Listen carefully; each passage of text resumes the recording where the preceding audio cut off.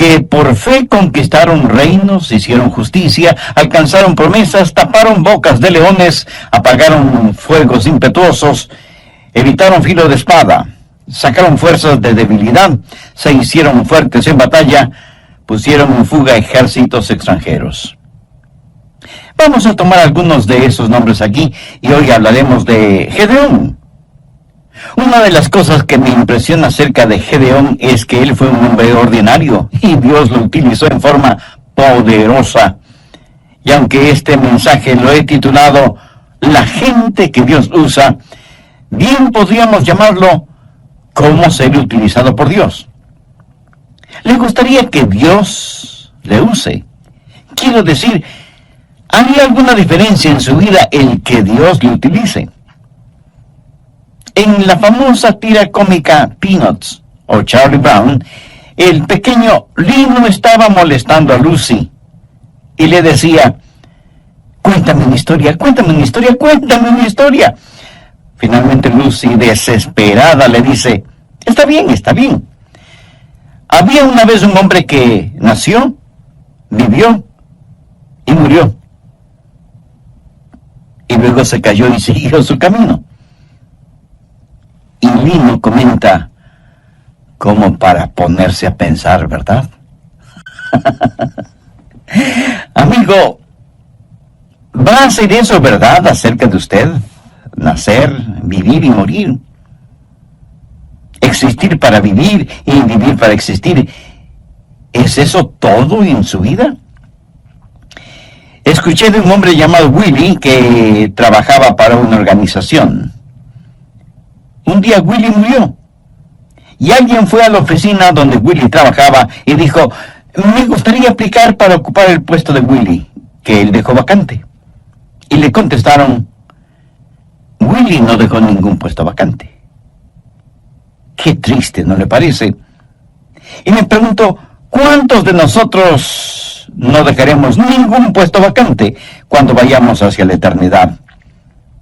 ¿Hace alguna diferencia el que usted viva? ¿De qué sirve su vida frente a los demás? ¿Cuál es la clase de personas que Dios usa? Bien, vamos al capítulo 6 de Jueces para encontrarnos con Gedeón. Permítame darle el trasfondo de esta historia. Eran días difíciles en Israel. El diablo estaba como león rugiente y los enemigos de Dios estaban ganando victoria tras victoria. Parecía que el pueblo de Dios aparentemente había tirado la toalla. Ya no cantaban firmes y adelante. Y todo lo que trataban de hacer era permanecer con vida. Y creo que así está nuestra presente generación. Y estamos esperando milagros. Eso es lo que dijo Gedeón. ¿Dónde están los milagros de los cuales hemos oído? La presente es una generación que en verdad no espera que Dios haga milagros. Es una generación que dice, pobre Dios, ya no es lo que solía ser, ya no tiene el poder que antes tenía, ya no salva multitudes, ya no destruye ciudades, ya no pone al mundo de cabeza. Parece que Dios está viejo y enfermo, su mano se ha debilitado, su oído ya no escucha, sus ojos ya no ven, pobre Dios. No, mi amigo, no. Dios sigue siendo Dios. Y necesitamos entender que no hay ningún indicio en las Escrituras que diga que no podemos tener un poderoso avivamiento en esta época en que vivimos. Es cierto que la mayoría de personas no creen eso. Cuando se habla de avivamiento, la gente sencillamente sonríe y dice que más bien está esperando el retorno de Jesús. Yo, como predicador de la palabra de Dios, quiero decirle que nunca ha habido una mejor época que esta para la predicación del glorioso Evangelio de Jesucristo. Y quiero decirle algo más. Dios le quiere a usted, Señor. A usted, señora. A ustedes, jovencitos y niños. Dios los quiere en medio de todo esto porque Dios tiene un plan para su vida. Y debemos dejar de estar quejándonos y lloriqueando por estar viviendo en estos días de desafío. Jueces 6, desde el verso 11. Y vino el ángel de Jehová y se sentó debajo de la encina que está en Ofra, la cual era de Joás Abieserita. Y su hijo Gedeón estaba sacudiendo el trigo en el lagar para esconderlo de los madianitas. Y el ángel de Jehová se le apareció y le dijo: Jehová está contigo, varón esforzado y valiente. Estas palabras del ángel seguramente sorprendieron a Gedeón, porque él ciertamente no se consideraba ni esforzado ni valiente. La verdad es que él tenía mucho miedo por todo lo que estaba sucediendo. Miren la respuesta de Gedeón en el verso 13. Y Gedeón le respondió: Señor mío, si Jehová está con nosotros, ¿por qué nos ha sobrevenido todo esto? ¿Y dónde están todas sus maravillas que nuestros padres nos han contado, diciendo: ¿no nos sacó Jehová de Egipto? Y ahora Jehová nos ha desamparado. Estoy seguro que hay muchos en la actualidad que sienten de la misma manera.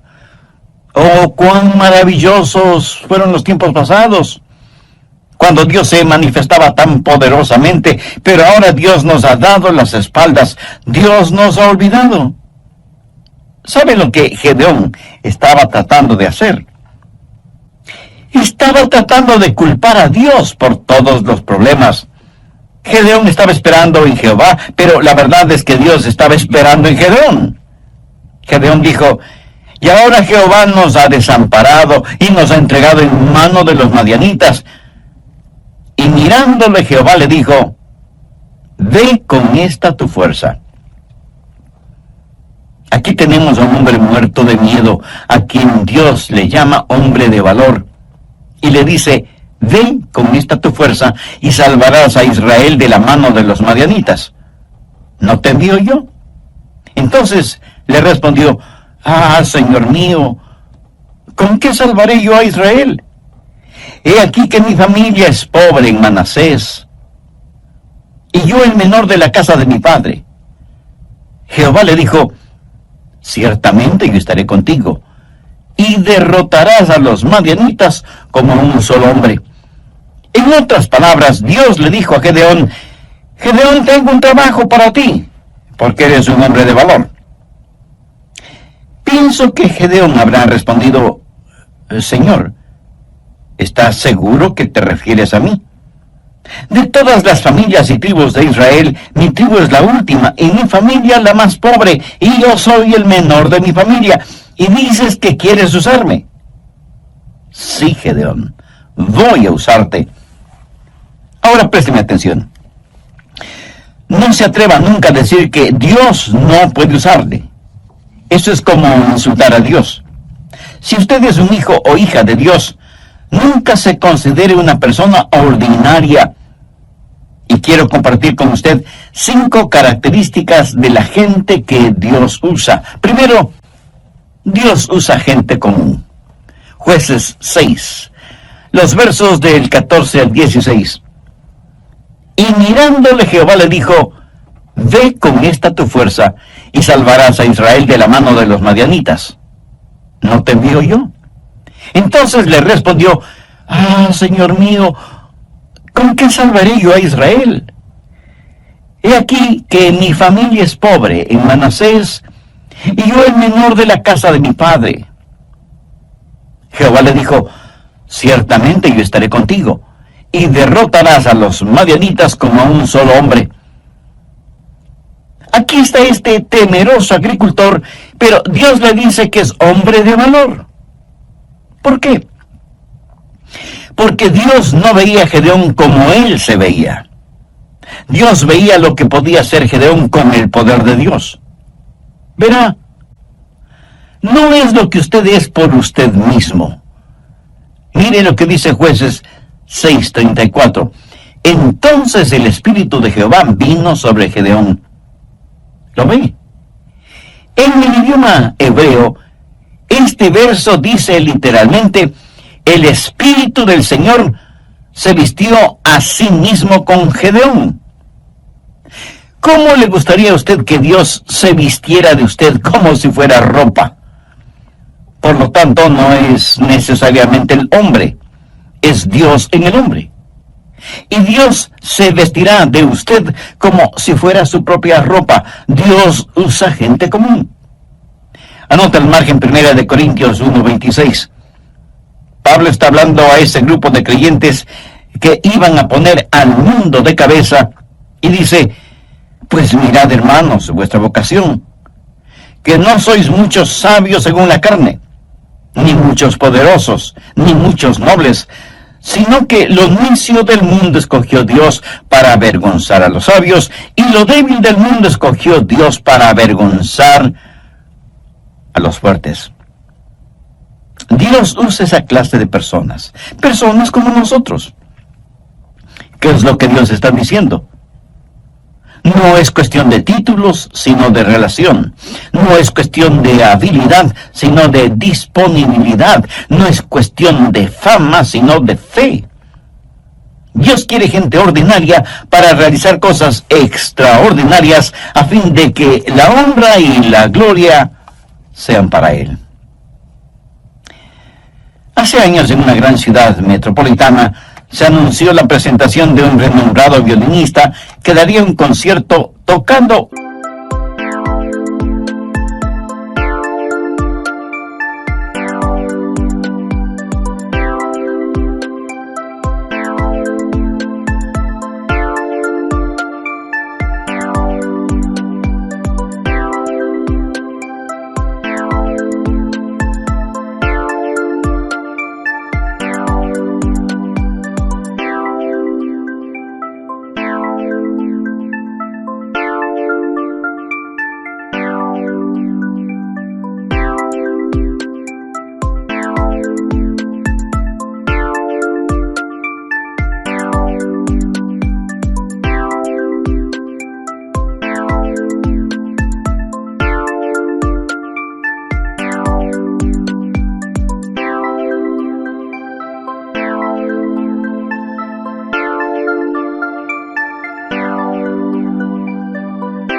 un muy valioso violín, así que la gente llegó de todas partes para escucharle.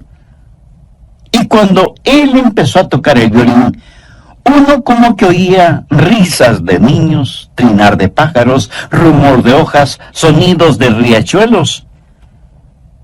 La gente estaba asombrada de la música y sonidos que salían de ese violín. Y cuando él terminó el concierto, rompió el violín en sus rodillas y la gente se asombró aún más. ¿Por qué había hecho eso? Entonces él, sonriendo, abrió su estuche y sacó el verdaderamente valioso violín y explicó al público: el violín que estuve tocando lo compré en la calle por unos pocos dólares. No es tanto el violín que produce la música, sino la mano y el corazón de quien mueve el arco. Por así decirlo, cualquiera de nosotros pudiera no ser más que un violín barato.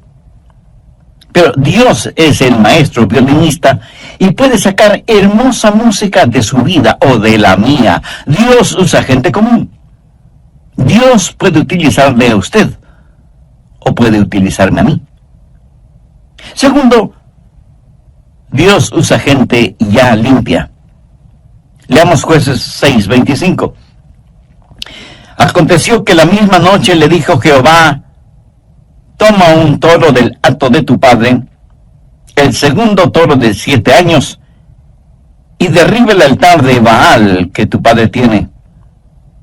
Baal era el sucio dios de la fertilidad.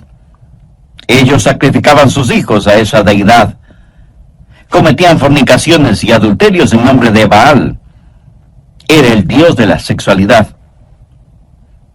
Es el mismo Dios que ha inundado nuestros pueblos, ciudades y naciones. Y corta también la imagen de acera que está junto a él, y edifica altar a Jehová, tu Dios, en la cumbre de este peñasco, en lugar conveniente.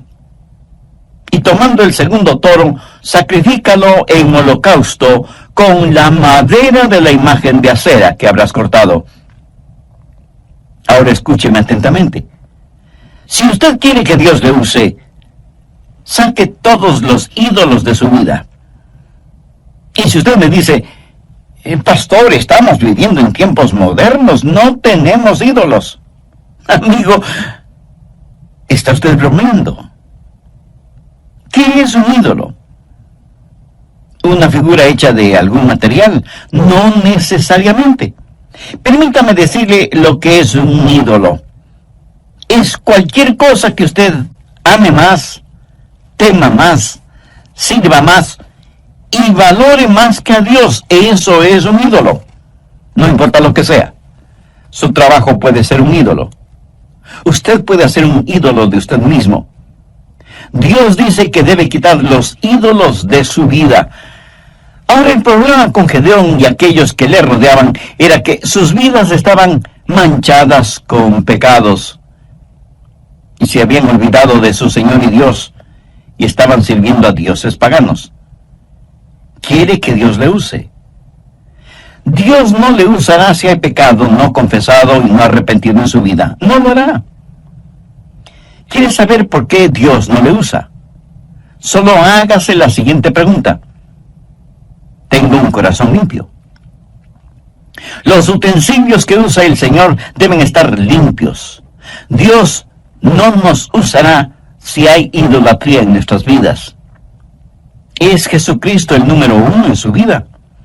Si no lo es que usted tiene un ídolo en alguna parte. Tercero, Dios usa gente valiente. Jueces 6:12. Y el ángel de Jehová se le apareció y le dijo, Jehová está contigo, varón esforzado y valiente. No solo que Dios iba a utilizar a Gedeón, sino que le daría rango militar, general. Y Dios le dijo, Gedeón, toca la trompeta. Y reúne un ejército. Y 32,000 personas vinieron a ayudarle a librar a los israelitas de la opresión de los madianitas. Vamos ahora a Jueces 7, los versos 2 y 3. Y Jehová dijo a Gedeón, el pueblo que está contigo es mucho para que yo entregue a los madianitas en su mano.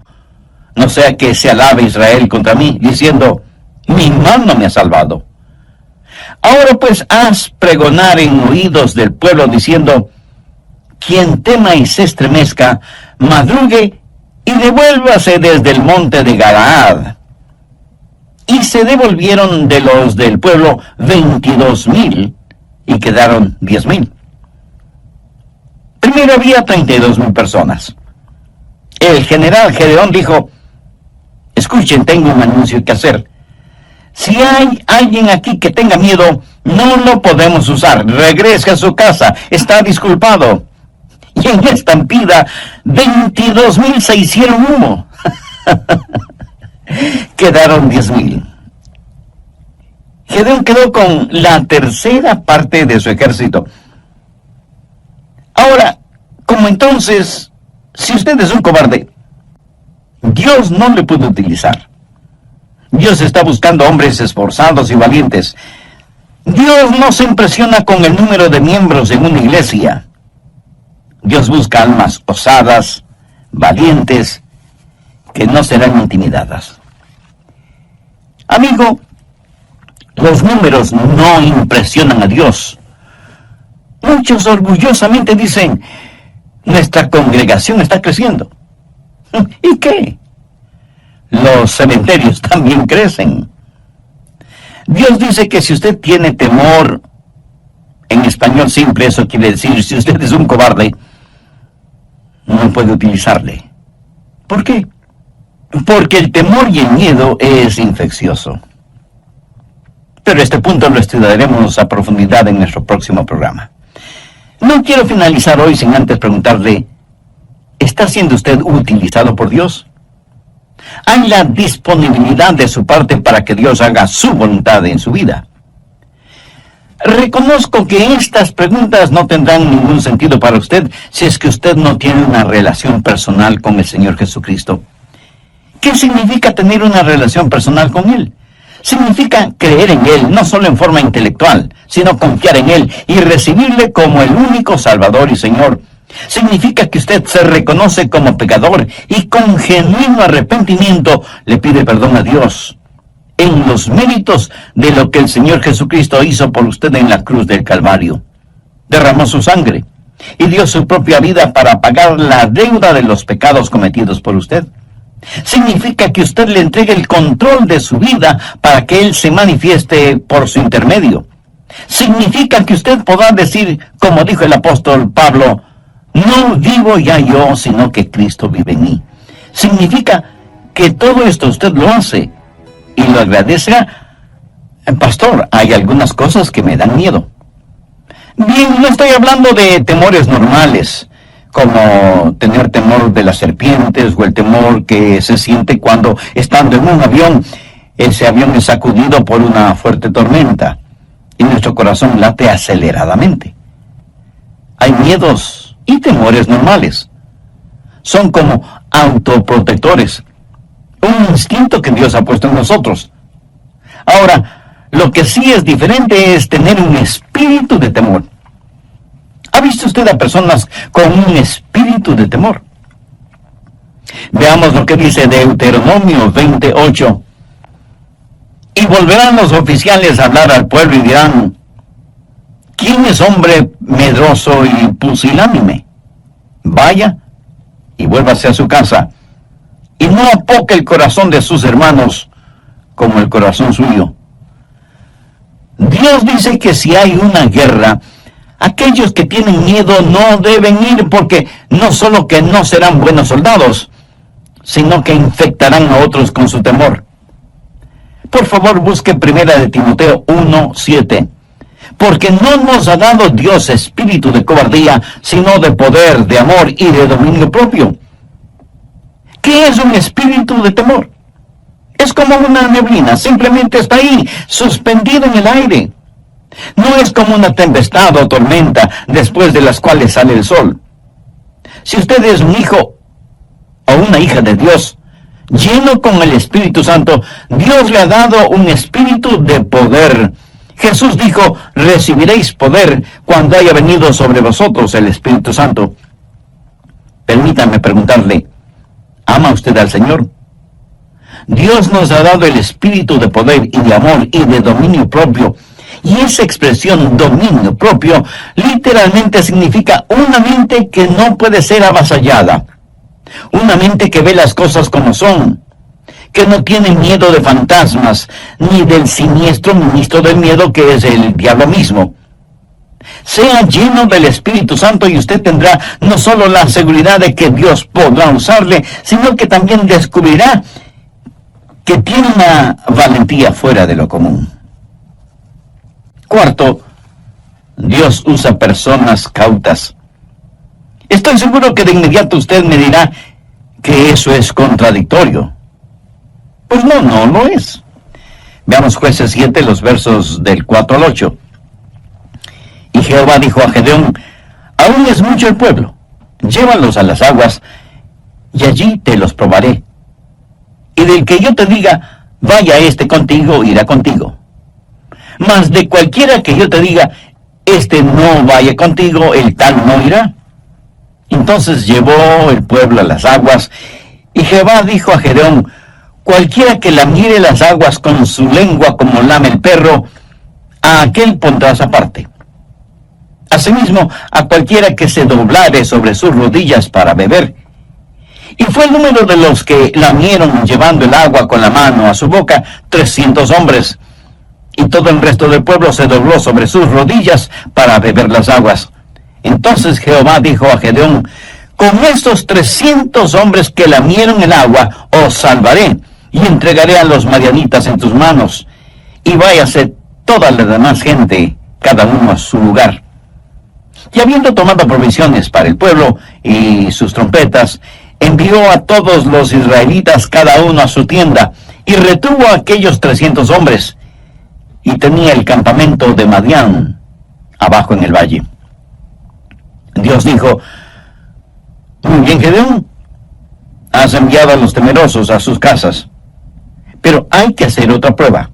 Trae a tu gente junto a la fuente de Arod, y diles que beban. Este valle es muy caliente. Yo he estado en ese valle y junto a esa fuente. Gedeón siguió las instrucciones de Dios y trajo a sus hombres para que tomaran agua.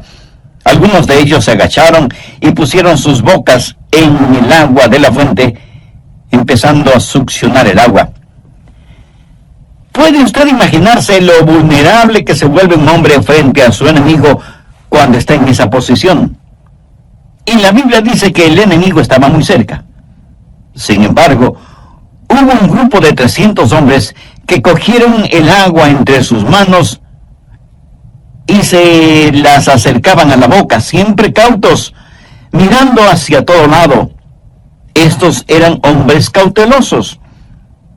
Y usted dirá, pensé que hablábamos de hombres valientes. Sí, valientes y cautelosos.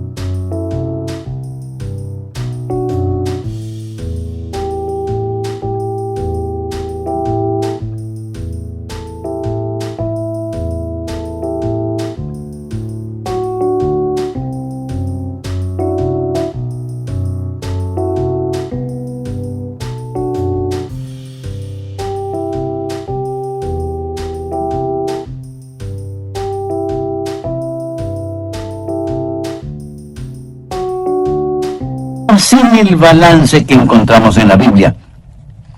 Mientras en una parte nos dice que no debemos ser amedrentados por nuestros adversarios, en otra nos aconseja estar sobrios y vigilantes, porque vuestro adversario, el diablo, como león rugiente, busca a quien devorar. ¿Está usted en guardia? ¿Sabe lo que el pecado es muy frecuentemente? El pecado es una oportunidad inesperada, una vida desprotegida y una debilidad no detectada. Cuando usted junta estas tres cosas, su caída es segura. Pablo dijo, así que el que piense estar firme, mire que no caiga. Quinto, Dios usa gente confiable. Vamos a Jueces 7, versos del 12 al 15. Y los madianitas, los amalecitas y los hijos del oriente estaban tendidos en el valle como langostas en multitud. Y sus camellos eran innumerables como la arena que está en la ribera del mar en multitud. Cuando llegó Gedeón, he aquí que un hombre estaba contando a su compañero un sueño, diciendo, he aquí que yo soñé un sueño. Veía un pan de cebada que rodaba hasta el campamento de Madián, y llegó a la tienda, y la golpeó de tal manera que cayó, y la trastornó de arriba abajo, y la tienda cayó. Y su compañero respondió y dijo, esto no es otra cosa sino la espada de Gedeón, hijo de Joás, varón de Israel. Dios ha entregado en sus manos a los madianitas con todo el campamento. Cuando Gedeón oyó el relato del sueño y su interpretación, adoró, y vuelto al campamento de Israel, dijo, levantaos, porque Jehová ha entregado el campamento de Madián en vuestras manos. Lo que sucedió fue lo siguiente. Aquí está un hombre que es un hombre común, que es un hombre valiente y que es un hombre cauto. Pero ahora necesita ser un hombre lleno de confianza y confiable. Necesita entender que Dios está con él, así que el Señor hace algo por él. Le dice, Gedeón, quiero que busques un compañero y que vayas al campo enemigo a hacer un reconocimiento y ver qué está pasando. Gedeón va, logra pasar la guardia y se infiltra en el campamento madianita. Se acerca a una carpa o tienda de campaña y escucha a dos personas conversando. La una le dice a la otra, anoche tuve un sueño terrible. Cuéntame, ¿qué soñaste? Vi un gran pan de cebada que venía rodando por la colina y se estrelló contra la tienda de campaña y todo se vino al suelo. Imagínate, un palo es lo que tu sueño representa. Ese pan de cebada representa a Gedeón. Y eso quiere decir que estamos perdidos. La espada de Gedeón caerá sobre nosotros. Ahora recuerde que Gedeón está oyendo todo esto. Y quiero que piensen lo siguiente. En esos tiempos el pan de cebada era el pan más pobre que uno podía conseguir. No era pan de trigo, enriquecido con 12 o más vitaminas. Era el pan pobre para los pobres. Y en el sueño, ese pan de cebada viene rodando por la colina y destruye el campamento. Cuando Gedeón oyó esa conversación, regresó donde estaban sus hombres y les dijo: compañeros, hemos ganado, hemos ganado. Déjeme decirle algo.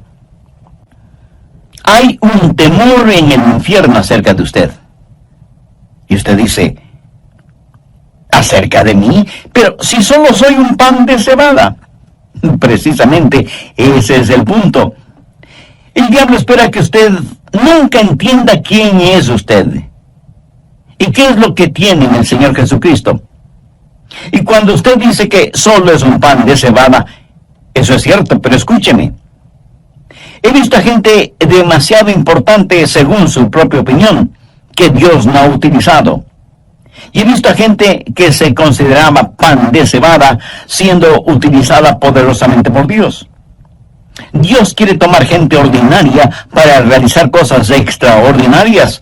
Por eso usted debe asegurarse de que su corazón está limpio y usted esté lleno del Espíritu. Un tigre y un león se encontraron junto a un lago para beber agua. El tigre le preguntó al león: ¿por qué te pasas rugiendo como un verdadero necio? Y el león le contestó con un brillo de astucia en sus ojos: amigo, eso no es necedad. Me llaman el rey de la selva porque me hago buena propaganda. Un conejito escuchó esta conversación y corrió como un rayo hacia su madriguera. Él pensó en imitar el plan de león, pero cuando quiso rugir, lo único que salió de su garganta fue un débil gritito. Un zorro que pasaba por ahí en ese momento oyó ese gritito, se acercó a la madriguera para investigar y terminó comiendo un sabroso fricasé de conejo. Moraleja: cuando usted quiere hacerse propaganda, asegúrese de que tiene los atributos necesarios.